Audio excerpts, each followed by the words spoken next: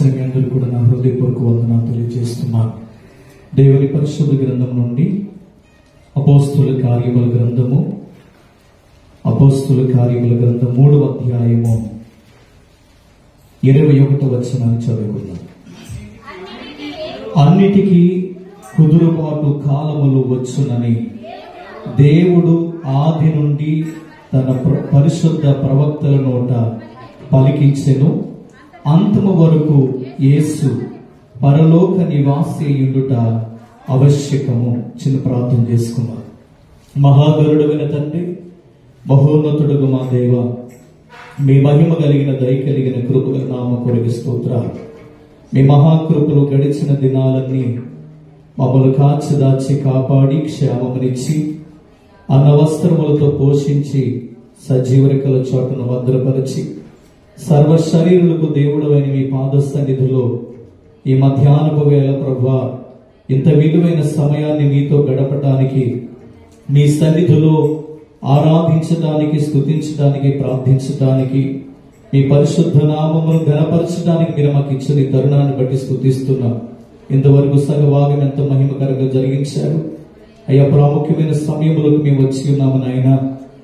వాక్యమే నేనే వాక్యం అయి ఉన్నాను కనుక అయ్యా, వాక్యమే శరీరధారి కృపా సత్య సంపూర్ణకి లోకానికి వచ్చిన మా దేవ, వాక్యము ద్వారా మా అందరితో మాట్లాడి వచ్చిన వారందరిని దీవించి, రాలేని వారిని క్షమించి, సిద్ధపడి వారిని నడిపించి, మరొక తరుణాన్ని అందరికి దయచేసి మీ నామానికి మహిమ తెచ్చుకోమని, మంటి పొరుగును అల్పుడును అయోగ్యుడును మీ పక్షముగా నిలబడి ఉండగా మీ పాత్రగా, మీ బోరుగా మీరు వాడుకుని మహిమనందమని నజరేయుడైన యేసు నామమున అడుగుచున్నాము తండ్రి, ఆమేన్. దేవునికి స్తోత్రం. హల్లెలూయా. పల్లవి చరణం పాడు దేవుని నామమున మహిమపరుద్దాం. ఏమని వర్ణింతును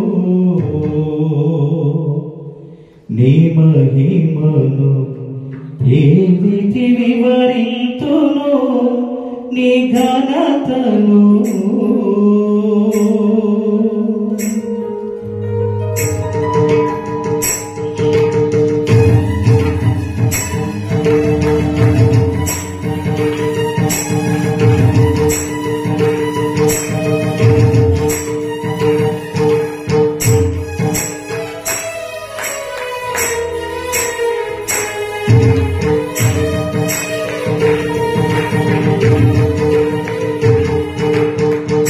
ఏమని వర్ణింతును నీ మహిమను, ఏమిటి వివరింతును నీ ఘనతను. ఏమని వర్ణింతును నీ మహిమను, ఏమిటి వివరింతును నీ ఘనతను. వేణుల పొగాడిన ఎన్నెలు పాడిన, వేణుల పొగాడిన ఎన్నెలు పాడిన, నిన్ను కొనియాడను నా తరమా, నిన్ను కొనియాడను నా తరమా. ఏమని వర్ణింతును నీ మహిమను, ఏమిటి వివరింతును నీ ఘనతను.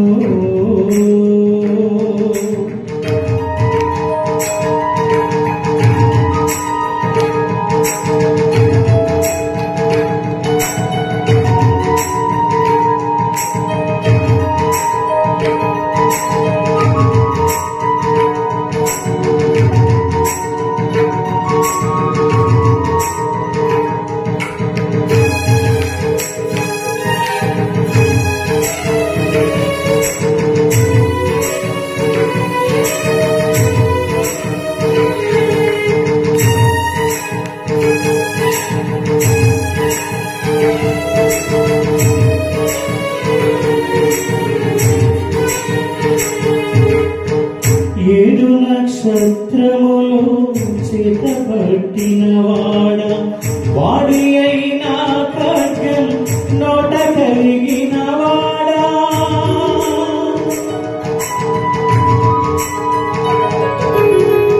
ఏడు నక్షత్రములు చేతబట్టిన వాడ, వాడి అయినా ఖడ్గం నోట కలిగిన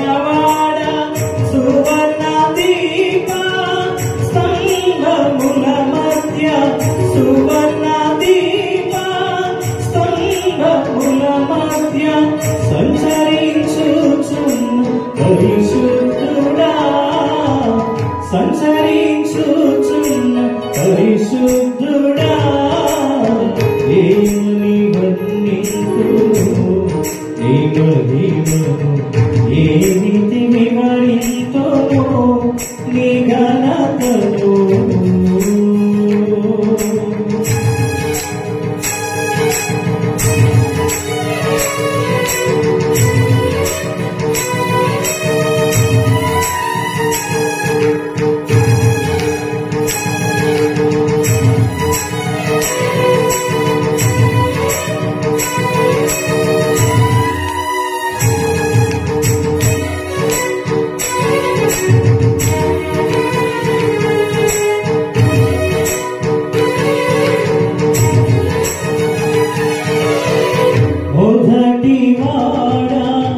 కడపటి వాడా, మృతుడై మరలా బ్రతికిన వాడా,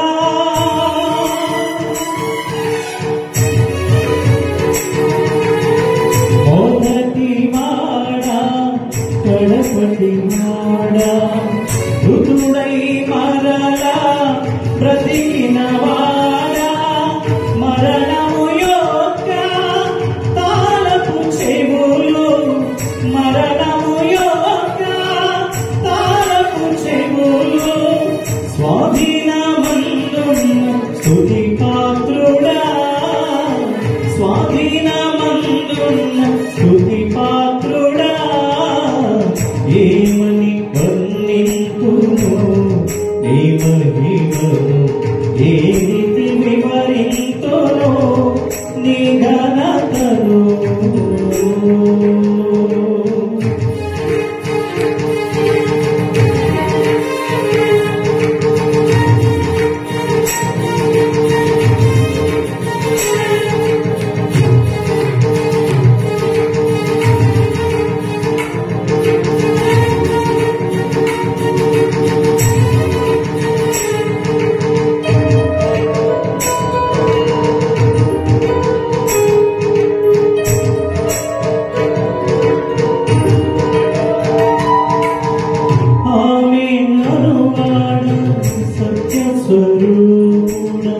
అగ్ని జ్వాలల వంటి కన్నులు గలవాడా,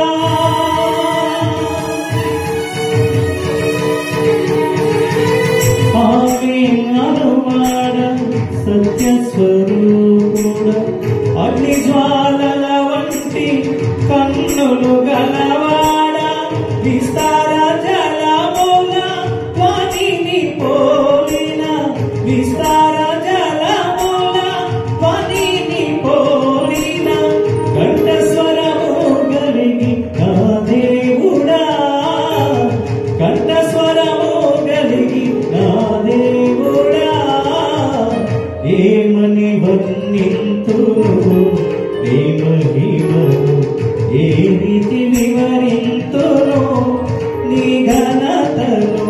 వేణుల పొగాడిన ఎన్నెలు పాడిన, వేణుల పొగాడిన ఎన్నెలు పాడిన, నిన్ను కొనియాడను నా తరమా, నిన్ను కొనియాడను నా తరమా, ఏమని వర్ణింతును నీ మహిమను, ఏ రీతి వివరింతును నీ ఘనతను.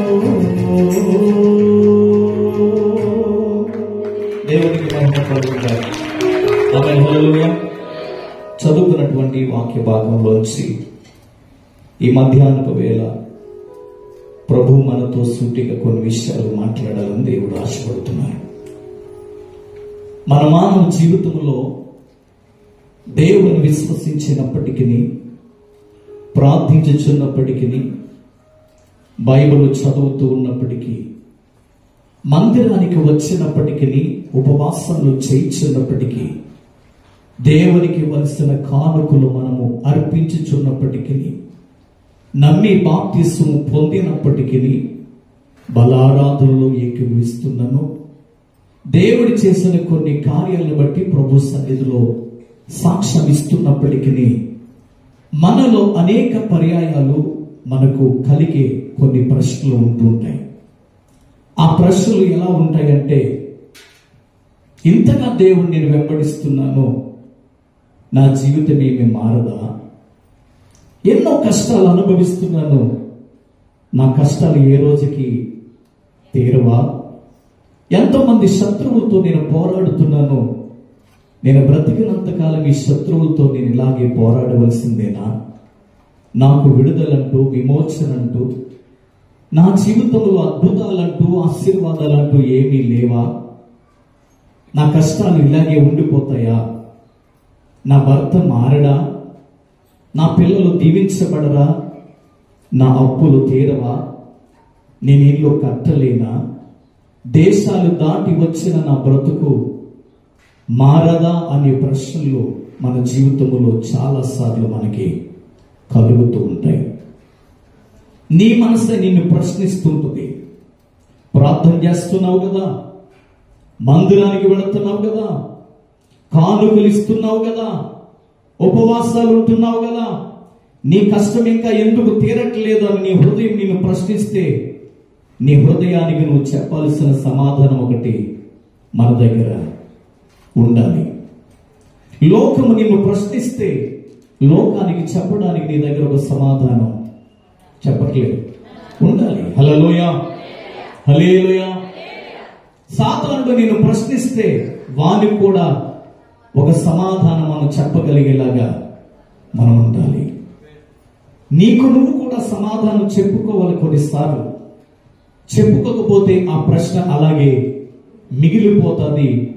అదే నిన్ను మరింతగా బాధ పెడుతుంది. అయితే నీలో ఉన్న పలు విధములైన ప్రశ్నలకు, నా జీవితం ఇంతేనా అని అనుకుంటున్న వారికి, నా కష్టాలు తీరవా అనుకుంటున్న వారికి, నా బాధలు తొలగవా అనుకుంటున్న వారికి, నా శ్రమలు నన్ను విడిచిపెట్టవా అనుకుంటున్న వారికి, నా జీవితంలో ఏ మేలు నేను చూడలేనా అనుకుంటున్న వారికి దేవుడు ఈ పూట ఈ ఒక్క వాక్యము ద్వారా దేవుడు సమాధానం చెప్తున్నారు. హల్లెలూయా. ఏమని దేవుడు మనకు సూటిగా సమాధానం ఇస్తున్నారంటే, మనలో ఉన్న ప్రతి ప్రశ్నకు యేసయ్య దగ్గర సమాధానం చెప్పాలి. మాట్లాడండి, ఉంది. హల్లెలూయా. మన ప్రతి సమస్యకు యేసయ్య దగ్గర పరిష్కారము ఉంది. ప్రతి వ్యాధికి యేసయ్య దగ్గర బాగుపరచగలిగిన స్వస్థత శక్తి ఆయనకు ఉంది.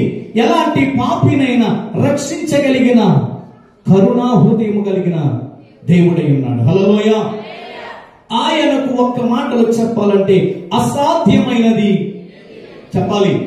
మీరు చెబితేనే గొప్ప కార్యాలు మీరు చూడటం ప్రారంభిస్తారు. హల్లెలూయా. దేవునికి అసాధ్యమైనది చెప్పాలి. బిగ్గరగా చెప్పాలి. నాకు చెప్పకపోయినా పర్లేదు, నీ పక్కోళ్ళకి చెప్పకపోయినా పర్లేదు, కానీ నీకు నువ్వు చెప్పుకోవాలి పూట. హల్లెలూయా. నేను చెప్తున్న మాట కాదు, బైబిల్ గ్రంథమే చెప్తున్న మాట. ఒకసారి ఇర్మియా గ్రంథము 32వ అధ్యాయం 26వ వచనం చదవండి.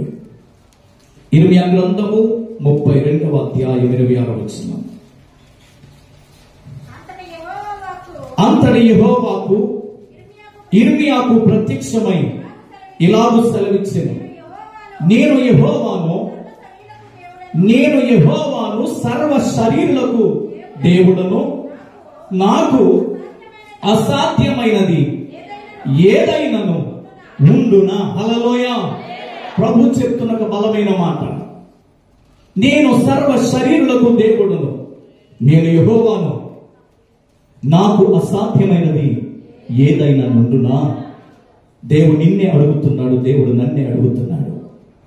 నేను సర్వ శరీరులకు దేవుడు నన్ను చెప్తున్నాడు. ఈ మాట నిజమా అబద్ధమా? ఎంత నిజమంటే, ఎవరు నమ్మినా నమ్మకపోయినా ఈ సర్వ సృష్టికి, ఈ సర్వ సృష్టిలో ఉన్న సర్వ శరీరులకు ఆయనే దేవుడై ఉన్నాడు. నమ్మిన వారికి నేను యెహోవాను, సర్వ శరీరులకు దేవుడును, నాకు అసాధ్యమైనది ఏది లేదు. దేవునికి అసాధ్యమైనది ఏది లేదు అని నువ్వు నమ్మడానికి కొన్ని విషయాలు బైబిల్ గ్రంథములో ధ్యానిస్తే ఆయన ఎంతటి గొప్ప దేవుడో నీకు అర్థం కాగలుగుతుంది. హల్లెలూయా. ఈ సృష్టిని దేవుడు ఎన్ని రోజుల్లో చేశాడో మీరు చెప్పగలరా అమ్మా? ఈ సృష్టిని దేవుడు ఎన్ని దినాల్లో చేశాడు అమ్మా? ఒక 6 అంటున్నారు, ఒకళ్ళేమో 2 అంటున్నారు, ఒకళ్ళేమో 3 అంటున్నారు. హల్లెలూయా. దేవుడు ఈ సృష్టిని 5 దినాల్లో చేశాడు. 6వ రోజున ప్రత్యేకంగా నిన్ను నన్ను చేయడానికి ఒక దిన సమయాన్ని దేవుడు తీసుకున్నాడు. హల్లెలూయా. ఈ భూమిని, ఈ భూప్రపంచాన్ని నువ్వు చుట్టూ తిరిగి రావాలంటే నీకు ఎన్ని దినాలు పడుతుంది అమ్మా? కొన్నిసార్లు నీ జీవిత కాలం సరిపోకపోవచ్చు ఈ ప్రపంచాన్ని చుట్టూ తిరిగి రావడానికి. కానీ నువ్వు చూడలేని, నువ్వు చుట్టూ తిరిగి రాలేని ఈ సృష్టిని దేవుడు కేవలం 5 దినాల్లో చేసి ముగించాడు. హల్లెలూయా. నువ్వు చూస్తున్న ఆకాశమైన, నీకు వెలుగునిస్తున్న సూర్యుడైనా,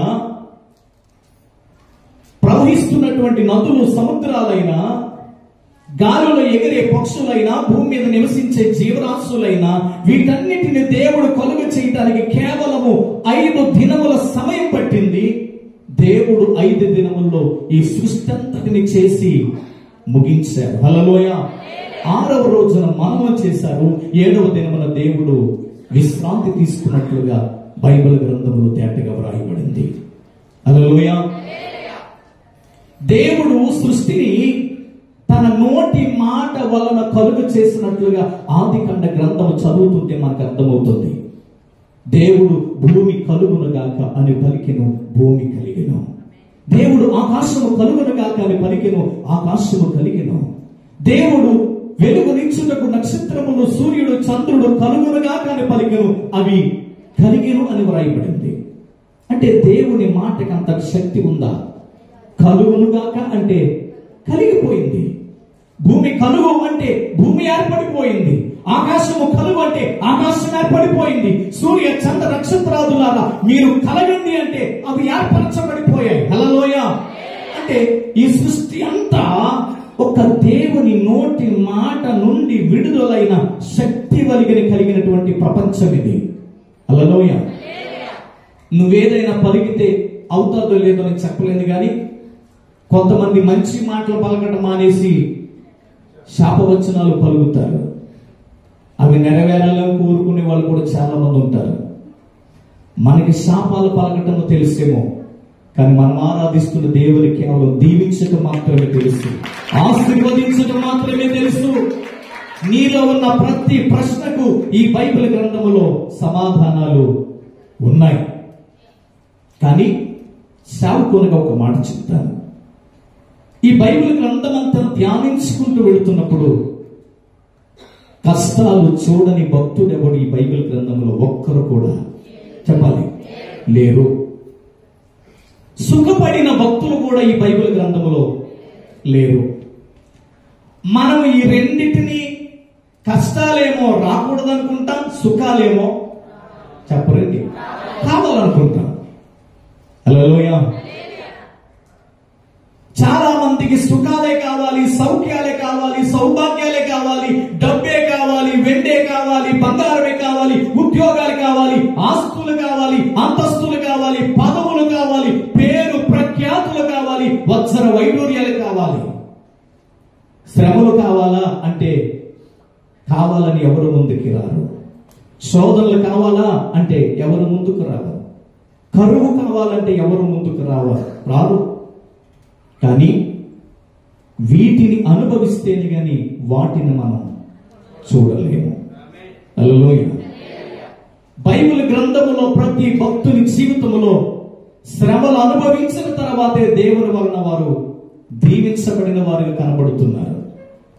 కానీ మన జీవితంలో దేవుడు చేసే కార్యాలు కొంత ఆలస్యం అవుతూ ఉన్నా మనము అవిశ్వాసంలోనికి వెళ్ళిపోకుండా విశ్వాసాన్ని కాపాడుకొనగలిగితే ఏనాటికైనా దేవుడు నా ప్రార్థనను నిజం చేయగలడు, నా ప్రార్థనకు ప్రతిఫలం ఇవ్వగలడు. ఆయన నన్ను ఒక రోజున తన సన్నిధిలో సాక్షిగా ప్రభు నిలబెట్టుకోనగలడు. నా కన్నిటిని ఒక రోజున ఆనంద బాష్పములుగా దేవుడు మార్చగలడు. నా అవమానాన్ని ఒక రోజున దేవుడు సన్మానంగా చెయ్యగలడు. నన్ను ఏలెత్తి చూపించిన వారే ఒక రోజున చప్పట్లు కొట్టి నన్ను ఘనపరుస్తారు అన్న నమ్మకం నీకు ఉంటే ఏదొక రోజున ఈ రోజున దేవుడిని ఘనపరచడానికి నువ్వు చప్పట్లు కొట్టావు కదా, నిన్ను కూడా దేవుడు ఘనపరిచే రోజు ఒకటి నీ కొరకు దేవుడు దాచి ఉంచాడు. నమ్మిన వారి దగ్గరగా చెప్పలు దేవుడు హల్లెలూయా.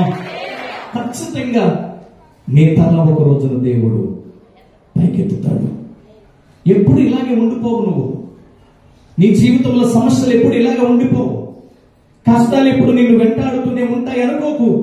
ఎప్పుడు నేను పారిపోతూనే ఉండాలా, నేను ఎప్పుడు పరిగెడుతూనే ఉండాలా అనుకోకు. ఒక రోజున ఖచ్చితంగా దేవుడు నీ ప్రతి ప్రార్థనకు జవాబిస్తాడు. ఇది నా మాట కాదు, సర్వశక్తిమంతుడైన దేవుడు చెబుతున్న మాట. మరలా ఒకసారి అదే మాట చదువుతాను. అపోస్తలుల కార్యాలు 3వ అధ్యాయము 21వ వచనం. కొన్నిటికే అన్నిటిగా, మన నా బైబిల్లో కొన్నిటికే రాస్తుంది ఏంటి? నా బైబిల్ ఎక్కడ చిన్న మిస్టేక్ జరిగింది. అయితే మీ బైబిల్ ఎలా ఉంది? ప్రతి ఒక్కరి బైబిల్ అలాగే ఉందా? ఇక్కడ ఎవరి బైబిల్లో కొన్నిటికని లేదా? చెప్పాలి. కొంతమంది బైబిలే లేకుండా వచ్చారు. అప్పుడు వాళ్ళని ఎలా అడగాలి? హల్లెలూయా. దేవుని మందిరికి వచ్చేటప్పుడు బైబిల్ మోసుకురండి. ఎందుకంటే నీ పాప భారాన్నంతా సిలువగా చేసుకుని ఆయన కొరకు నీవు సిలువను మోసావు కాబట్టి దేవుడు నువ్వు బైబిల్ మోయాలి. హల్లెలూయా. బైబిల్ మోయడానికి, బైబిల్ పట్టుకురావడానికి, బైబిల్ పట్టుకెళ్ళడానికి ఎప్పుడు అది సిగ్గుగాను అడ్డుగాను ఎవరు భావించొద్దు. హల్లెలూయా. వెలకట్టలేని దివ్యమైన గ్రంథాన్ని దేవుడు మన చేతికిచ్చారు. ఇప్పుడు ఈ పూట మనం చదువుకునే వాక్య భాగములో కొన్నిటికి అని లేదు, అన్నిటికీ అని ఉంది. అంటే నీ జీవితంలో ఉన్న అన్ని సమస్యలకి, నీ జీవితంలో ఉన్న అన్ని కష్టాలకి, కొన్నిసార్లు మన జీవితంలో ఎదురైన కష్టాలు ఎలా ఉంటాయంటే, బాధలు ఎలా ఉంటాయంటే, సమస్యలు ఎలా ఉంటాయంటే, ఈ సమస్యలకి నా చావొక్కటే పరిష్కారం, ఇక నేను బ్రతికుండగా ఈ సమస్యలోంచి నేను బయటికి రాలేననుకుని క్షణికావేశంలో ప్రాణాలు తీసుకుంటున్న వాళ్ళు కూడా చాలా మంది లోకపోలేదు. చాలా మందికి మనశ్శాంతి లేదు భూమి మీద. చాలా మందికి నెమ్మది లేదు, ఏదో బ్రతుకుతున్నారు అంతే భారంగా. ఎందుకు బ్రతుకుతున్నారు వాళ్ళకి అర్థం కాకుండా కలవరాలతో బ్రతుకుతున్నారు, కన్నీళ్లతో బ్రతుకుతున్నారు, నష్టాల్లో బ్రతుకుతున్నారు, బాధల్లో బ్రతుకుతున్నారు, శ్రమల్లో బ్రతుకుతున్నారు, శోధనలో బ్రతుకుతున్నారు, అప్పుల బాధల్లో బ్రతుకుతున్నారు, శత్రువుల వలన కలిగిన ఇబ్బందులతో బ్రతుకుతున్నారు. దేవుడు వాళ్ళందరితో ఈరోజు ఒక మాట మాట్లాడుతున్నాడు. హల్లెలూయా. ఈ రోజు నీకు నాకు ప్రభు ఇచ్చే ఏకైక ఒక సమాధానం ఏంటో తెలుసా? నీ జీవితంలో ఉన్న కొదువులన్నిటికీ, నీ చుట్టూ ఉన్న సమస్యలన్నిటికీ, నీ జీవితంలో ఉన్న బాధలన్నిటికీ ఏంటన్నమాట? అన్నిటికీ ఏ కాలము? కుదురుబాటు కాలము వచ్చునని. కాలమా కాలములా? కుదురుబాటు కాలములు వచ్చునని దేవుడు ఆది నుండి తన పరిశుద్ధ ప్రవక్తల నోట పలికిస్తూనే ఉన్నాడు. ఆయన మాట్లాడుతూనే ఉన్నాడు. అందరికీ మాట ఆది నుండి చెప్తూనే ఉన్నాడు ఈయన. హల్లెలూయా. అంటే కొత్తగా ఇప్పుడు చెప్పిన మాట కాదు ఇది. సృష్టి ప్రారంభము నుండి దేవుడు చెప్తున్న మాట. హల్లెలూయా. దానియేలు గారు సింహాల బోన్లోకి వెళ్ళాడు. బయటకు వచ్చేదా రాలేదా? అమ్మా. చేప గడుపులోనికి యోనా వెళ్ళారు. బయటకు వచ్చారా రాలేదా? అంటే వాళ్ళు సమస్యల్లోకి వెళ్ళారు, శ్రమల్లోకి వెళ్ళారు, బాధల్లోకి వెళ్ళారు, ప్రాణాపాయ పరిస్థితుల్లోకి వెళ్ళారు. మళ్ళీ చెప్పాలి, బయటకు వచ్చారు. శ్రమల్లోకి వెళ్ళారు, శ్రమల్లోంచి బయటకు వచ్చారు. బాధల్లోకి వెళ్ళారు, బాధల్లోంచి చెప్పాలి బయటకు వచ్చారు. యోసేపు చెరసాల్లోకి వెళ్ళాడు, బయటకు వచ్చాడు రాలేదా? వెళ్ళినప్పుడు ఎలా వెళ్ళాడు? నేరం చేసినట్టుగా వెళ్ళాడు. చేయకపోయినా చేసినట్టు రుజువైంది అక్కడ. కొన్నిసార్లు మనం చెయ్యని అపరాధాలు కూడా మనం నష్టం భరించాలి, కష్టాలు భరించాలి, శ్రమలు అందులో మన తప్పే ఉండదు. మనం నమ్మి ఉండొచ్చు, ప్రేమించి ఉండొచ్చు, అంతా మన వాళ్ళే అనుకుని ఉండొచ్చు. అక్కడ ఏదో మోసం జరగవచ్చు, ఆ మోసానికి మనం బలైపోయి ఉండొచ్చు. హల్లెలూయా.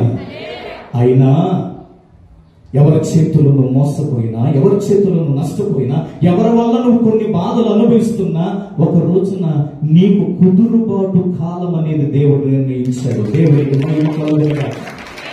అంటే దీని అర్థం ఏంటంటే, యోసేపు చెరసాల్లో నుండి బయటకు వచ్చినట్టు నువ్వు కూడా ఒక రోజున శ్రమల్లోంచి చెప్పాలి. నువ్వు గట్టిగా చెప్తేనే నీ జీవితంలో దేవుడు త్వరగా కార్యం చేస్తాడు.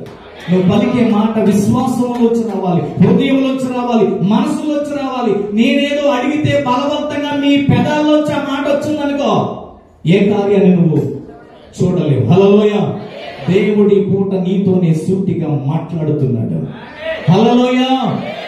ఒక రోజున చెరసాల్లోంచి యోసేపు బయటకు వచ్చినట్లు నీవు కూడా బయటకు రాగలుగుతావు.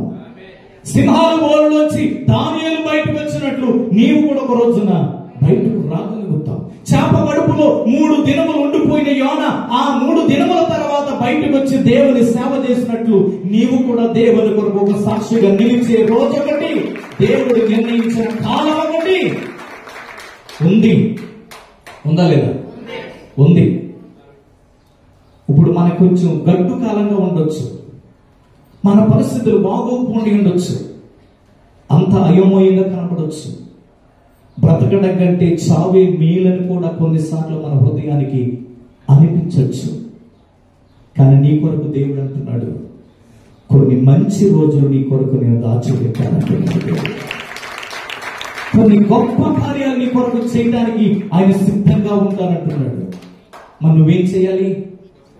మరి నేనేం చేయాలి? దాచిపెట్టిన కార్యాలు, సిద్ధపరిచిన మంచి రోజులు మనం చూడాలంటే ప్రార్థిస్తూ ఓపికతో ఆ మంచి రోజుల కొరకు మనం ఎదురు చూడాలి. హల్లెలూయా. దేవుని దగ్గరికి నీ ప్రార్థన వెళ్ళి దేవుని యొద్ద నుండి నీకు సమాధానం రావడానికి మధ్యలో కొంత కాల వ్యవధి అనేది ఖచ్చితంగా ఏర్పడుతుంది. హల్లెలూయా. ఇప్పుడు ఉన్న పాటు ఇక్కడి నుంచే ఇండియాకి వెళ్ళిపోగలవా అమ్మా? ఏదైనా ఒక మంత్రం ఉందా? ఇక్కడ ఆ మంత్రాన్ని పలికితే వెంటనే ఇండియాలో ప్రత్యక్షమయ్యేలాగా ఉందా? ముందుగా నువ్వేం చేయాలి చెప్పాలి. ఇప్పుడు ఇండియా వెళ్ళదా? ఇండియా వెళ్ళాలంటే ఏం చేయాలి? ముందు ఒక రోజు అనుకుని నువ్వు టికెట్ బుక్ చేసుకోవాలి, లగేజ్ సిద్ధపరచుకోవాలి. ఆ రోజు రాగానే ఎయిర్పోర్ట్కి ప్రయాణమే 3 గంటల ముందే వెళ్ళాలి. ఆ తర్వాత బోర్డింగ్ ఇవ్వాలి, ఆ తర్వాత టికెట్ ఇవ్వాలి, ఆ తర్వాత ఫ్లైట్లోకి వెళ్ళాలి, ఆ ఫ్లైట్ గాలిలోకి ఎగరాలి, ఆ ఫ్లైట్ మరలా కిందకి ల్యాండ్ అవ్వాలి. అప్పుడు మరలా ఎంత ఎయిర్ బస్ ఎక్కి వెళ్ళినా మళ్ళీ ఎర్ర బస్ ఎక్కి ఇది ఎక్కడ కర్మో తెలియదు. మన ఇంటికాడ దించుతారా? విమానం డైరెక్ట్ గా తీసుకెళ్ళి ఇంటికాడ దించుతారా? ఎంత విమానం ఎక్కినా మళ్ళీ ఇంటికి వెళ్ళాలంటే ఎర్ర బస్ ఎక్కాలి. ఓ రోజు నా స్నేహితులతో పాటు నేను ముంబై వెళ్ళాను. నా జీవితంలో అదే మొట్టమొదటిసారి నేను విమానం ఎక్కడం. విమానం దిగిన వెంటనే నా భార్య ఫోన్ చేశాను, ఈరోజు విమాన ప్రయాణం చాలా బాగుంది, విజయవాడలో దిగాను, ఇంటికి వస్తున్నానని. ఆవిడకు డైలాగ్ వేసింది, ఎంత విమానం ఎగిరినా ఇంటికి నువ్వు ఎర్ర బస్సులోనే రావాలి. మొత్తం అసలు ఉన్న ఎనర్జీ అంతా ఒక్క మాటకి పోయింది. ఆవిడ అలా మాట్లాడినా ఆ మాట మాత్రం వాస్తవమే. అంటే ఇప్పుడు కువైట్ నుంచి ఇంటికి వెళ్ళడానికి మధ్యలో ఎంతో కొంత కాల వ్యవధి అనేది అవసరమైంది. దేవునికి స్తోత్రం. ఇంకా మీకు అర్థం కావడం కోసం చెప్తాను. కోడి గుడ్డు పిల్లగా మారాలంటే ఎన్ని రోజులు సమయం పడుతుంది? మీరందరూ తూర్పు పశ్చిమ గోదావరి జిల్లా వాళ్ళు కదా, అంటే కోడి నరగబెట్టి పిల్లలు వేసినట్టున్నారు, అందుకే బాగా గుర్తు మీకు. దేవునికి స్తోత్రం. ఏ వారం రోజుల్లో అవుదా అమ్మా? 11 రోజుల్లో అవుదా? చెప్పట్లేదు. ఏ 16 రోజుల్లో అవుదా? అవసరమైతే కోడికి లంచం పెట్టి మేత ఎక్కువ పెట్టి నీళ్ళు ఎక్కువ పెట్టి 21 రోజు టైం తీసుకుంటే సమయం లేదు, మళ్ళీ నేను ఊరు వెళ్ళాలి, పెళ్లికి వెళ్ళాలి, పేరంటానికి వెళ్ళాలి, ఏదో ఒక రకంగా 16 రోజులకి నువ్వు పిల్లలు చేసాయి అని ఆ కోడి పెట్టని రిక్వెస్ట్ చేస్తే ఏమాత్రం పని అవదంటారా? హల్లెలూయా. ఆడు ఊరు వెళ్ళినా వెళ్ళకపోయినా ఖచ్చితంగా 21 రోజు కాల వ్యవధి వాడు ఓపిక పట్టాల్సిందే. హల్లెలూయా. నా చిన్నతనంలో మా ఇంట్లో కూడా కోళ్ళు పెంచుతుంటే ఆ కోడి పెట్టిన గుడ్ల మీద అనగబెడితే నేను 3 రోజులకోసారి ఇలా కట్టుకుని ఆ కోడిని లెగదీసి ఆ గుడ్లు పొదిగినవి లేదు చూసేవాడిని. మా అమ్మ అనేది ఒక అస్తమాటు అలా చూడకూడదు, ఆ రెక్కల క్రింద ఉన్న తల్లి వేడి తీసుకుని ఆ గుడ్లు 21 రోజు తర్వాతవి పిల్లలుగా మారుతాయంట. అంటే ఆ గుడ్డు కదలక మెదలక కుదురుగా తల్లి రెక్కల క్రింద 21 రోజు ఉంటేనే తల్లి రూపము ఆ గుడ్డుకు వస్తుంది. హల్లెలూయా. దేవునికి స్తోత్రం. అంటే గుడ్డుకి ఎన్ని రోజులు ఓపిక పట్టాలి అమ్మా? గుడ్డుకున్న ఓపిక కూడా ఈ రోజున మనుషులకి లేదు. చాలా మందికి యేసయ్య దగ్గరికి వస్తారు, అద్భుతాలు ఎలా ఉండాలి తెలుసా?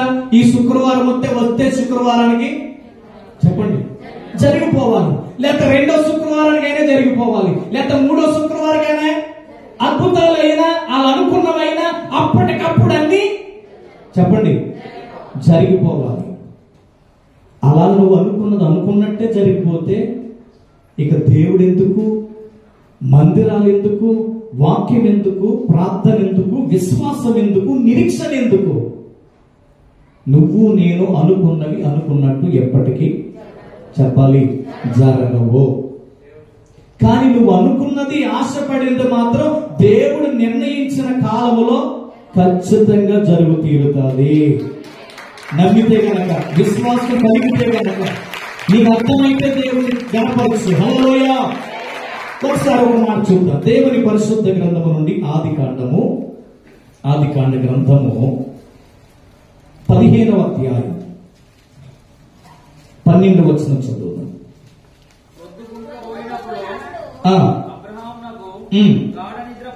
పట్టెను, భయంకరమైన కటికి చీకటి అతని కమ్మగా ఆయన నీ సంతతి వారు తమది కాని పరదేశమందు నివసించి ఆ దేశం వారికి దాసులుగా నుందురు. వారు 400 ఏండ్లు వీరిని శ్రమ పెట్టుదురు. వీరు ఎవరికి దాసులవుదురో ఆ జనమునకు నేనే తీర్పు తీర్చుదును.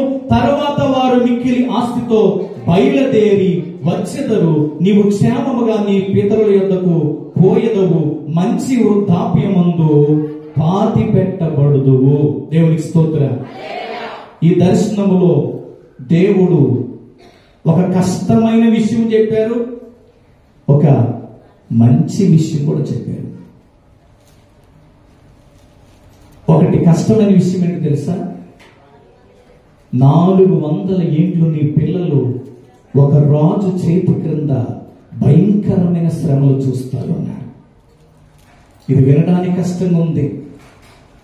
వెంటనే అబ్రహాం గారు యేసయ్య పాదాలు అట్టుకుని, వద్దు నాయనా, మా పిల్లల్ని అలాగే ఎవరి చేతికో బానిసలుగా దాసులుగా నీవు అప్పగించొద్దు.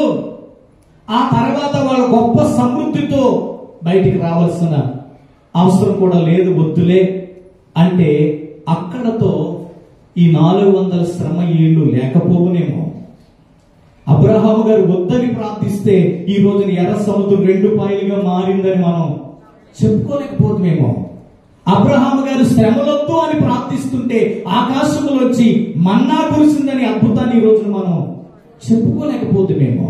బండలోంచి నీళ్లు వచ్చాయని అద్భుతాన్ని మనం చెప్పుకోలేకపోతున్నామేమో. దేవునికి స్తోత్రం. హల్లెలూయా. శ్రమలు అంగీకరించిన తర్వాత ఇశ్రాయేలు జీవితంలో, శ్రమలు అనుభవించిన తర్వాత ఇశ్రాయేలు జీవితంలో ఏం జరిగాయి తెలుసా? అద్భుత కార్యాలు జరిగాయి. హల్లెలూయా. అద్భుతాలైనా, ఆశ్చర్య కార్యాలైనా, సాక్ష్యాలైనా శ్రమలోంచే వస్తాయి, బాధలోంచే వస్తాయి, కష్టాల్లోంచే వస్తాయి, ఇబ్బందుల్లోంచే వస్తాయి సాక్ష్యాలు అనేవి. హల్లెలూయా. దేవునికి మహిమ కలుగును గాక. ఇప్పుడు అబ్రహాము గారు తన పిల్లలు 400 ఏళ్ళు శ్రమ పడతారని చెప్పినప్పుడు మౌనముగా ఉన్నారు కానీ శ్రమలొద్దని అనలేదు. దేవునికి స్తోత్రం. ఇందులో గొప్ప విషయం ఏంటంటే ఆయన నిరీక్షణతో ప్రార్థన చేశాడు. ప్రభు చెప్పింది ఏంటంటే 400 సంవత్సరాలు శ్రమ పెట్టబడతారు. ఆ తర్వాత ఏం జరుగుతుంది అమ్మా? వీరికి ఎవరు దాసులగుదురు, ఆ జనమునే నేను తీర్పు తీర్చుదు, తరువాత మిక్కిలి ఆస్తితో బయలుదేరి వస్తారు. ఇప్పుడు నిర్గమకాండములకు రండి. నిర్గమకాండము 12వ అధ్యాయం 35వ వచనం. ఇశ్రాయేలును మోషే మాట చొప్పున చేసి ఐగుప్తుల యొద్ద నుండి వెండి నగలను, బంగారు నగలను, వస్త్రములను అడిగి తీసుకున్నారు. హల్లెలూయా. 400 ఏళ్ళు శ్రమ పడ్డారు. ఆ కాలము ముగియతోటే దేవుడు అద్భుతాలు చేయడం ప్రారంభించాడు. హల్లెలూయా. మరి మోషే గారు పుట్టాలి, ఒక 40 ఏళ్ళు తమ మామ అయిన ఇత్తురు మందని గొర్రెల కాపరిగా మేపాలి. ఆ 40 సంవత్సరాలు గొర్రెలు మేపేటప్పుడు దేవుడు ఆకాశం నుండి గొర్రెలు ఎలా మేపుతున్నాడు, గొర్రెలు ఎలా బాధ్యతగా ఉన్నాడు, గొర్రెలకి ఎంత మంచి కాపరిగా ఉన్నాడు. ఎందుకంటే ఈ గొర్రెలు ఎలా మేపుతున్నాడో దేవుడు ఆకాశం చూస్తున్నాడు. ఎందుకో తెలుసా? ఈ 40 సంవత్సరాలు ట్రైనింగ్ అయిపోగానే మోసే చేతికి 20 లక్షల మంది ప్రజలు దేవుడు అప్పగించాలని ఆశపడుతున్నాడు. హల్లెలూయా. దేవునికి మహిమ కలుగును గాక. మోసే భూమి మీద వచ్చే వరకు, మోసే పుట్టి పెరిగే వరకు, సకల విద్యను నేర్చుకునే వరకు, 40 సంవత్సరాలు గొర్రెల కాపరిగా ఉండే వరకు, ఈ టైం అంతా దేవుడు చెప్పండి ఆయన వేచి చూస్తున్నాడు. ఇంకా మీకు అర్థం కావడం కోసం ఇంకొక మాట చెప్తాను. యేసుక్రీస్తు ప్రభు వారు ఈ భూమి మీదకి ఎలా వచ్చారు? శరీరధారి వచ్చారులే. ఎవరి ద్వారా వచ్చారు అమ్మా? కన్య అయిన మరియమ్మ గారి ద్వారా. దేవునికి స్తోత్రం. అంటే మరియమ్మ గారు భూమి మీద పుట్టే వరకు, ఆవిడికి వివాహ వయస్సు వచ్చే వరకు, యోసేపుతో ప్రధానం చేయబడే వరకు దేవుడు మరియమ్మ గారి కోసం ఆయన వేచి చూచాడా? చూడలేదా? చెప్పాలి. దేవునికి స్తోత్రం. మరి దేవుడే ఈ భూమి మీదకి రావడానికి మరియమ్మ గారు పుట్టే వరకు, వివాహ వయసు వచ్చే వరకు, ఆమెకి ప్రధానము చేయబడే వరకు దేవుడే ఒక మంచి సమయం కొరకు ఎదురు చూసినప్పుడు, మరి నీ జీవితంలో ఉన్న సమస్యలు తీరడానికి ప్రార్థిస్తూ ఒక అద్భుతమైన కార్యం దేవుని పట్ల చేసే రోజు కొరకు నువ్వు కూడా ఏం చేయాలి? ఆశతో ఎదురు చూడాలి, నిరీక్షణతో ఎదురు చూడాలి. ఈ రోజున దేవుడికి ఉన్నంత ఓపిక చెప్పండి మనకు ఉండట్లేదు. ఓపిక లేకపోతే ఏది సాధ్యము కాదు. ప్రతి మనిషికి ప్రతి విషయంలో కాస్త ఓపిక కావాలి, సహనము కావాలి, ప్రార్థన చేయాలి, విశ్వసించాలి, నిరీక్షించాలి. దేవుడు ఒక రోజున ఖచ్చితంగా నీ జీవితంలో అద్భుతము చేస్తాడు. ఇశ్రాయేలు జీవితంలో ఎప్పుడు అద్భుతాలు జరిగాయి? 400 సంవత్సరాల తర్వాత. వాస్తవంగా దేవుడు చెప్పింది 400 సంవత్సరాలే. కానీ ఇంకా చెప్పనా, ఆయన చెప్పిన దానికంటే 30 సంవత్సరాలు ఇంకా కొంచెం ఆలస్యమైంది. అదే నిర్గమకాండము 12వ అధ్యాయము 40వ వచనం చూడండి. 40వ వచనం చూడండి. ఇశ్రాయేలు ఐగుప్తులో నివసించిన కాలము 430 సంవత్సరాలు. ఆ 430 సంవత్సరాలు గడిచిన తర్వాత జరిగినదేమనగా, ఆ దినమందే యెహోవా సేనలన్నీ ఐగుప్తు దేశముల నుండి బయలుదేరిపోయెను. దేవునికి స్తోత్రం. హల్లెలూయా.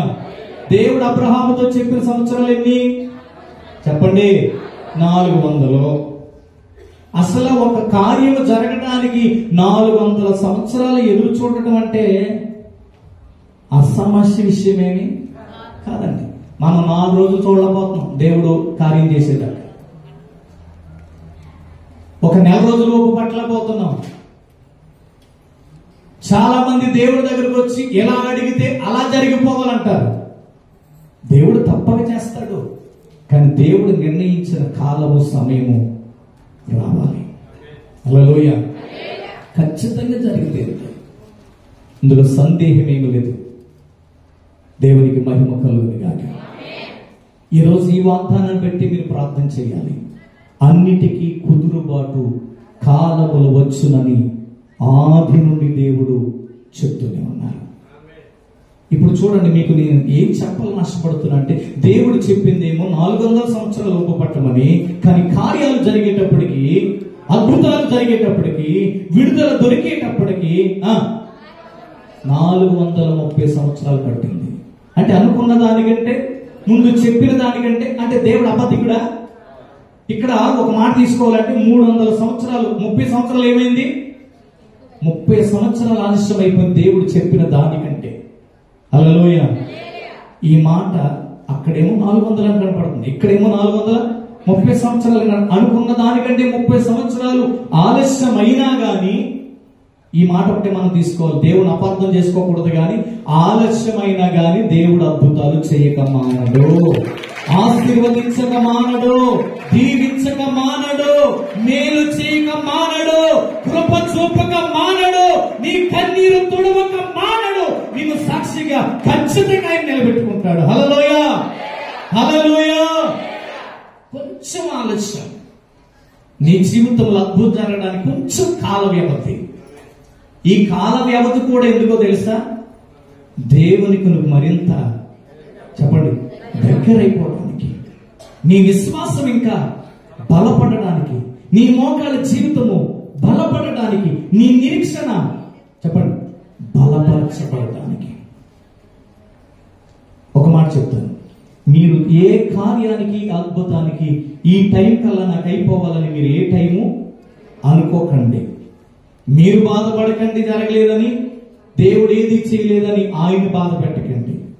ఒకటే నిరీక్షణ, ప్రభువా నేను అడుగుతున్నాను, నీ చిత్తమైన ఎడల అది ఎప్పటికి నెరవేరుస్తావో అప్పటికి నువ్వు నెరవేర్చు. హల్లెలూయా. ఖచ్చితంగా ఆయన నెరవేర్చగలిగిన సమర్థుడైన దేవుడు.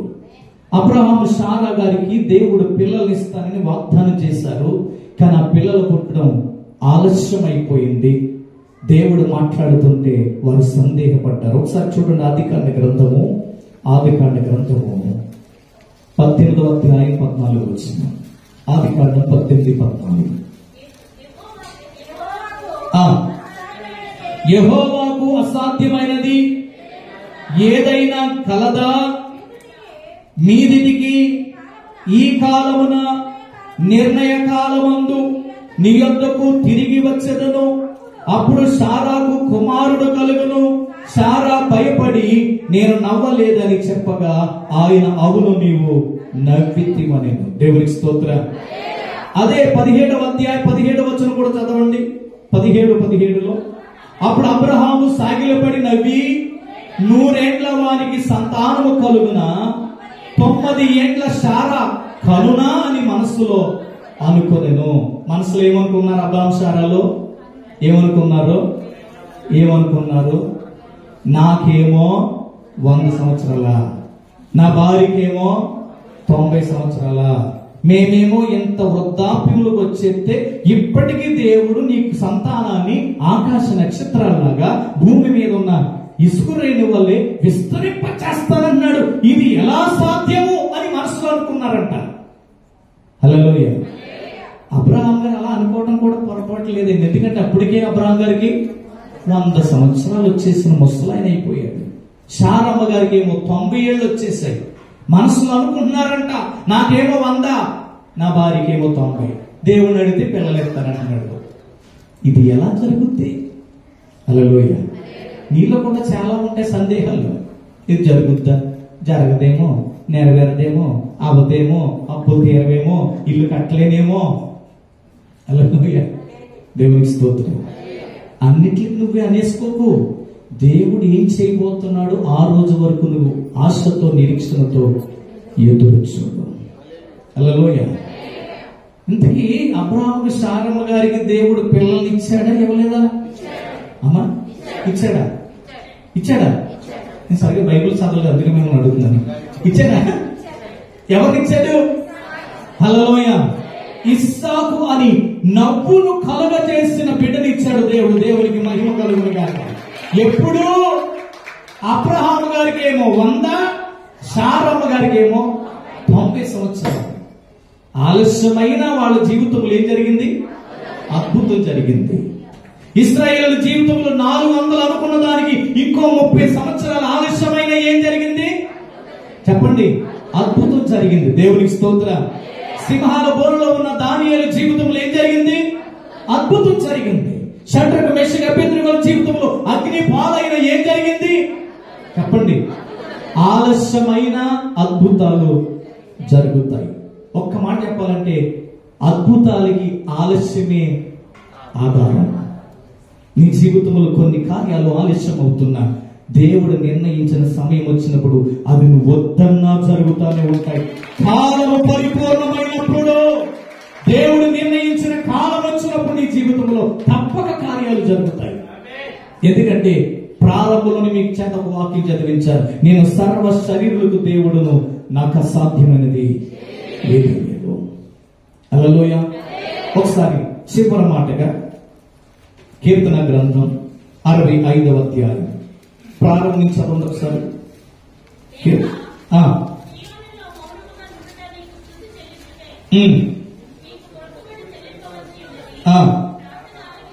ప్రార్థన ఆలకించువాడా, సర్వ శరీరులు నీ యొద్దకు వచ్చెదరు. 4వ వచనం చదవండి. నీ ఆవరణములో నివసించినట్లు నీవు ఏర్పరచుకొని చేర్చుకున్నవాడు ధన్యుడు. నీ పరిశుద్ధాలయము చేత, నీ మందిరములోని మేలు చేత మేము తృప్తి పొందుదుము. దేవునికి స్తోత్రం. హల్లెలూయా. ప్రార్థన ఆలకించువాడా, భక్తుడు ఇలా ప్రార్థన చేస్తున్నాడు. ప్రార్థన ఆలకించువాడా, సర్వ శరీరులు చెప్పండి నీ యొద్దకు వస్తారు. మనందరినీ కోయిట్లో ఉన్నాం కానీ మనందరితో అంతగా కాదు. అవునా? ఓ బ్లాక్ కాదు, ఈసార వేరు, గత వేరు. ఆ మాత్రమే తెలిసింది నాకు, అంతకుమించి ఎక్కువ ఆశించకండి మీరు. దేవునికి స్తోత్రం. హల్లెలూయా. అయినా కానీ దేవుడు మనందరినీ ఇక్కడ సమకూర్చాడు. అవునా? మనందరికి ఏముందంట? ఎక్కడికి వచ్చామంటే మనం నీ ఆవరణములో నివసించున్నట్లు నీవు ఏర్పరచుకుని చేర్చుకున్నవాడు. అంటే దేవుడి ఏర్పాటు ఉంది కనుకే మనం ఈ జీవగల దేవుని సంఘం యొక్క ఆరాధనలోనికి రాగలిగాం. దేవుని చిత్తం ఉంది కనుకే ఈ మందిరములో కూర్చుని ఈ పూట ఈ మాటలు మనం వినగలుగుతున్నాం. హల్లెలూయా. దేవుడు పిలుచుకున్నాడు, ఏర్పరచుకున్నాడు, ఆయన మందిరములోకి మనల్ని చేర్చుకున్నాడు. హల్లెలూయా. ఎందుకోసం అంటే నీ పరిశుద్ధ ఆలయము చేత, నీ మందిరములోని చెప్పండి. ఇక్కడ ఏముంది? ఇది దేవుని మందిరం, అందుకే మనం ఆరాధన చేస్తున్నాం. ఈ మందిరంలో ఏముంది చెప్పరండి? మేలు. ఇక్కడికి వచ్చి నువ్వు ప్రార్థన చేస్తే నీకివ్వాల్సిన మేలు ఇచ్చి పంపుతాడు దేవుడు. దేవునికి మహిమ కలుగును గాక. నువ్వు ఇంట్లో ఉండి ప్రార్థన చేసినా, ఆఫీసులో ఉండి ప్రార్థన చేసినా, ప్రయాణంలో ఉండి ప్రార్థన చేసినా నీకు మేలు కావాలంటే రాదు. మేలు నీకు ఎక్కడ దాచబడిందంటే దేవుని మందిరం యొక్క బలిపీఠం మీద నీ కొరకు మేలు దాచబడి ఉంది. హల్లెలూయా. వచ్చి ప్రార్థించి దేవుని దర్శనాన్ని పొందుకుని ఆయన ఇచ్చిన మేలు పొందుకుని వెళ్ళు. ఈ రోజున ఇక్కడికి వచ్చిన ప్రతి ఒక్కరూ ఆయన మందిరములోని మేలు పొందుకుని గుమ్మం దాటి వెళ్ళబోతున్నాం. హల్లెలూయా. సమస్యల్లో వచ్చావు, బాధల్లో వచ్చావు, కష్టాల్లో వచ్చావు, అనారోగ్యంతో వచ్చావు, అప్పుల పాలై వచ్చావు, మనశ్శాంతలకు వచ్చావు, నీ జీవితంలో వాటములతోనూ వచ్చావు. కానీ దేవుడు నీకు అన్నిటికీ కావలసిన ఏమిచ్చి పంపుతున్నాడు చెప్పండి? మేలు. ఈ రోజు నువ్వు వట్టి చేతులతో ఇక్కడి నుంచి పెట్టలేదు. మోయలేని బరువంతా మేలు నీకు ఇచ్చి ఆయన పంపించబోతున్నాడు. దేవునికి మహిమ కలుగును గాక. ఆయన మాట ఇస్తే మాట తప్పని వాడు. మేలు పట్టుకుని వెళ్ళి, మేలు పొందుకుని వెళ్ళి, ఆ మేలు నిజ స్వరూపంగా నెరవేర్చబడే వరకు నువ్వు ప్రార్థన చేయి. ఒకే ఒక మాట చెప్తాను, 2 చేతులు జోడించి మీ అందరికీ, నీ ప్రార్థన ఎక్కడికి పోలేదు, దేవుడు ఆలకిస్తున్నాడు. నీ కన్నీరు ఎక్కడికి పోలేదు. ఆయన పవిత్ర పాత్రలో పట్టి ఉంచాడు. దేవుడు నిర్ణయించిన కాలములో నీ ప్రార్థన నెరవేర్చబడబోతుంది. ఆయన సన్నిధిలో నువ్వు సాక్షిగా నిలబడబోతున్నావు. నీ ముందు ఆ సమస్య ఎంత పెద్దదైనా, అది ఎంత కఠినమైనదైనా, యేసయ్య ముందు అది చాలా, చెప్పండి, మీ నోటితో చెప్పండి, చిన్నది. నీ జీవితంలో ఉన్న సమస్యలన్నీ నీకు పెద్దగా కనిపించవచ్చు, కానీ యేసయ్య ముందు ఆ సమస్యలన్నీ చిన్నవి కనుక నీ సమస్యలన్నిటికీ దేవుడు కుదురుబాటు, ఏ కాలం? కుదురుబాటు కాలమున దేవుడి కార్యము జరిగించునుగాక. పరిశుద్ధుడైన తండ్రి, కృపగల మా దేవాన్ని కొందనాలు.